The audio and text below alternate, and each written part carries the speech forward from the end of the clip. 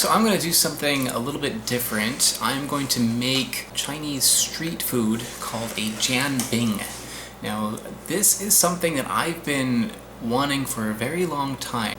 I went to China back in 2010, and I was there for just over a month, maybe about like 5 weeks. Any street corner in Beijing, you would see at least one person selling Jian Bing, and I ate them just about every day and became very addicted to them. When I got back to the US and to New York City, I found that you can't get them here. So I went online, I tried to find recipes, and I just found like a whole lot of conflicting information. From using flour that has eggs in it, to just plain all-purpose flour, to different combinations of flour. Even found several recipes using a tortilla for the pancake. Just, no, stop. This is wrong. That's just like an insult. So I actually managed to track down a recipe that is from somebody who actually worked in a stall.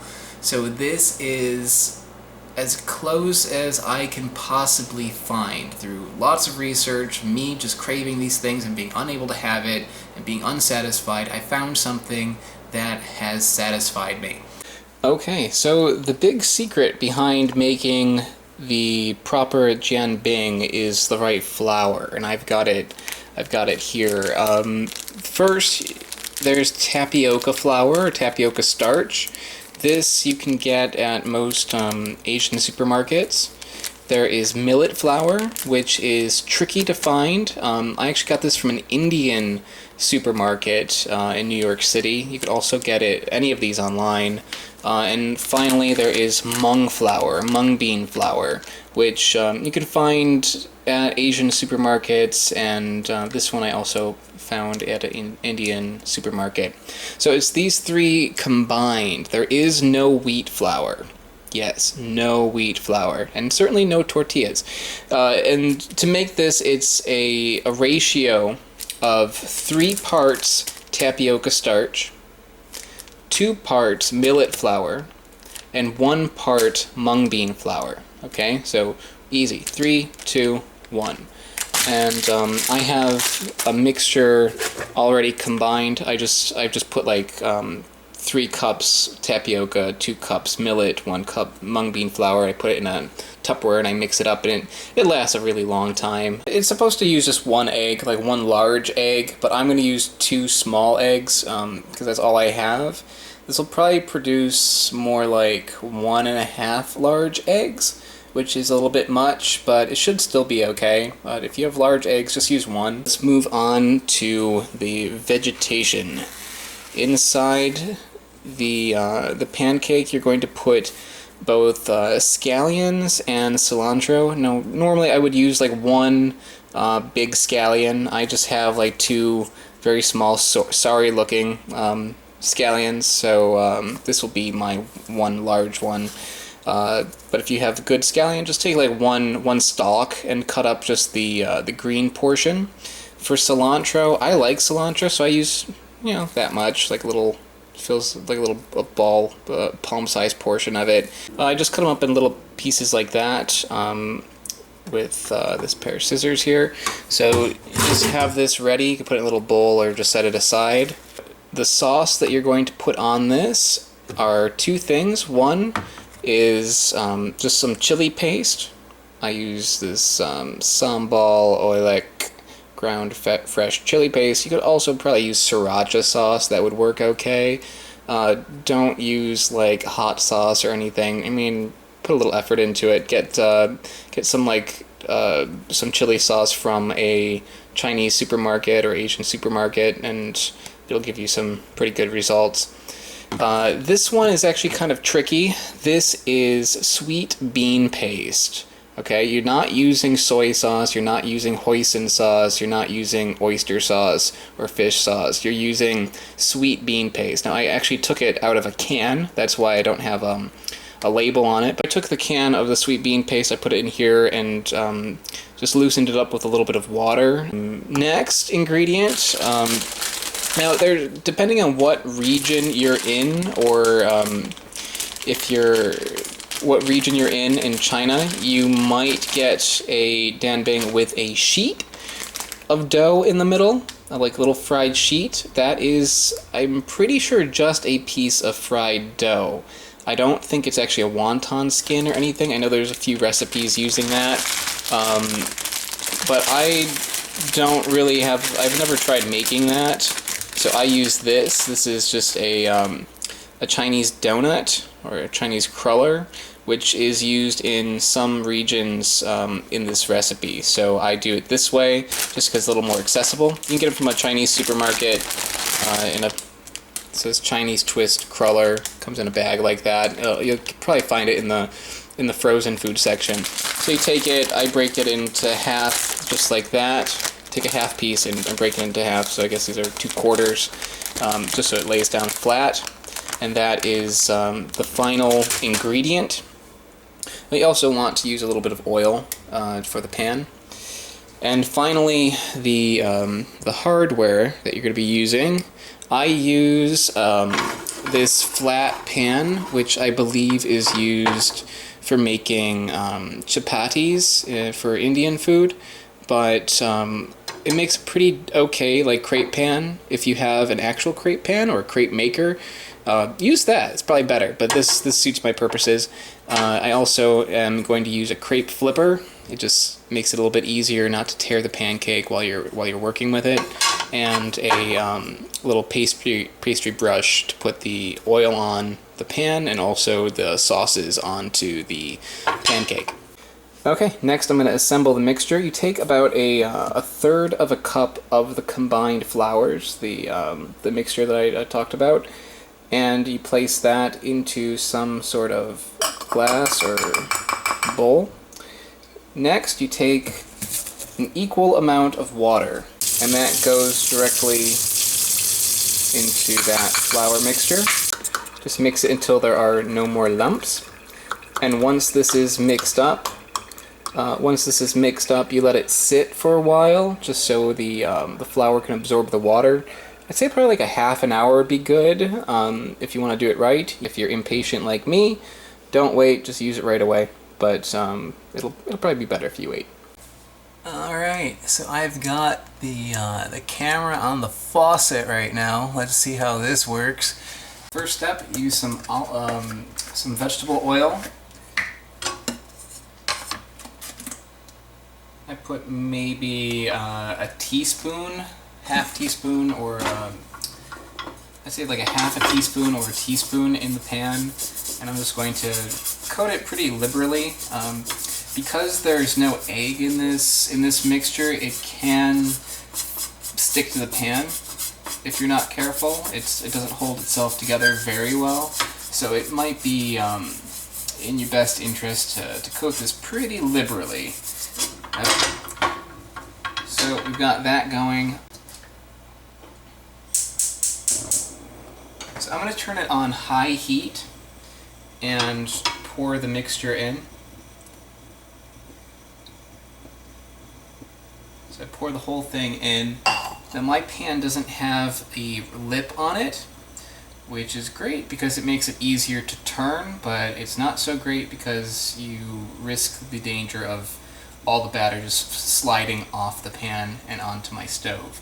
So I'm very carefully circling the mixture around. If you have a crepe spreader, that might be a good idea right now, but I don't have one, so I'm just going to be doing this little circle method. It's probably a more glamorous way to do it, but it should do the trick. I'm keeping the heat up very high just because I'm not keeping the pan right down. I'm keeping it, hovering above so I can circle the dough. This way there we go. This way it gets the full brunt of the heat. Okay, so I'm going to place it down. I'm going to lower the heat a little bit and place the pancake down. Next, you're going to crack the eggs. And I give the eggs a quick mix with the fork. And then place it down onto the pan. Next, as you see, I am stirring the egg around, getting it all covered.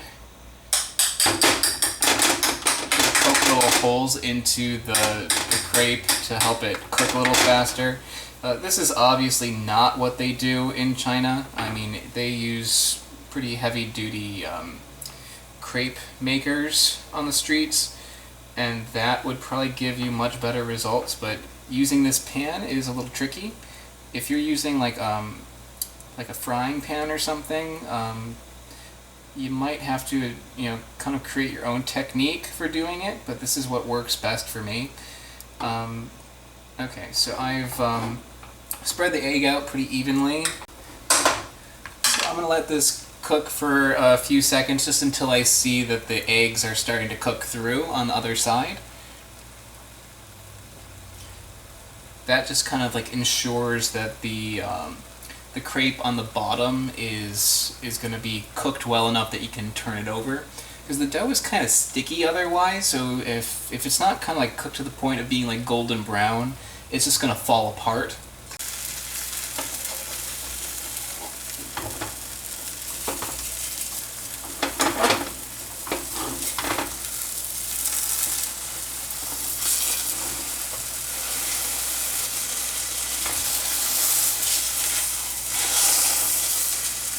Doing pretty well. Okay, and now here's the incredibly tricky part. Okay, you're gonna put the herbs down.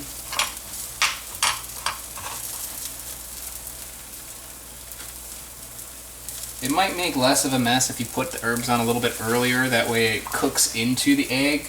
But it's a balance, because it's better when they're not very cooked. Okay. Now the heat can actually go off at this point. You don't need it on. It'll make it a little bit easier to deal with when you're flipping, so you don't burn yourself. Well, don't burn yourself as much.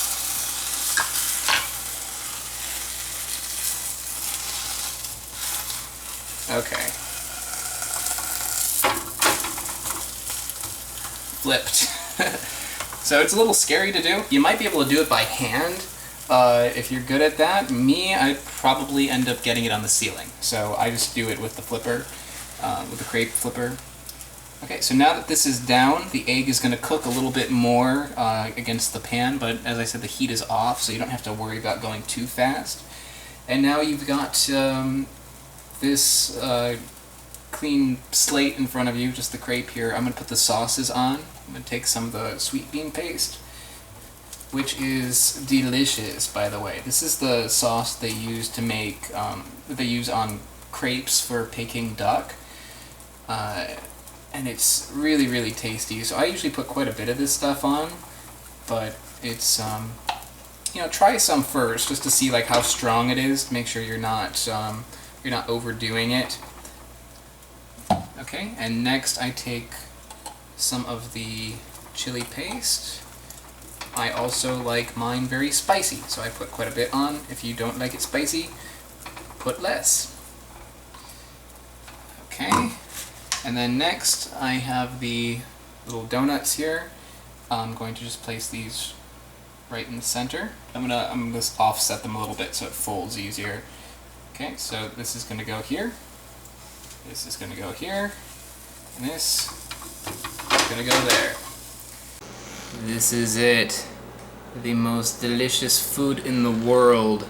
So let's give it a taste. Now I think my folding technique needs a little work because these donuts stick out. That's so good. This is seriously probably like one of my favorite foods.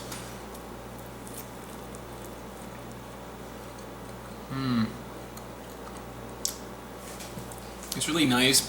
The texture with the donuts is different than using the crispy sheet that is normally used. I think I prefer the sheet, but that's something I haven't yet tried to make, so maybe I'll make a video later on that. And if you eat meat, you can put a hot dog in it, or I don't know if it's technically a hot dog, but when you go to China, they'll have like a little cylinder of some sort of processed meat log that they cut up and put it inside. So if you like that sort of thing, pick up some of that and try that as well.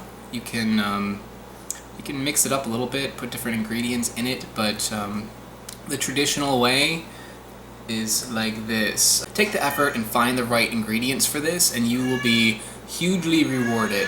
Hey guys, don't click out on the window just yet, okay? Listen to me for 1 second. I just want to take a quick moment and tell you about my Patreon page that I just started. This is a way for fans of my series to help contribute and make my show even greater, and to expand on content, get new videos, and give you some cool bonuses and rewards. So if you have a moment, just click on this video right here, click on me, and it'll take you to my Patreon page where you can learn more. Thank you so much for watching, guys. Bye bye.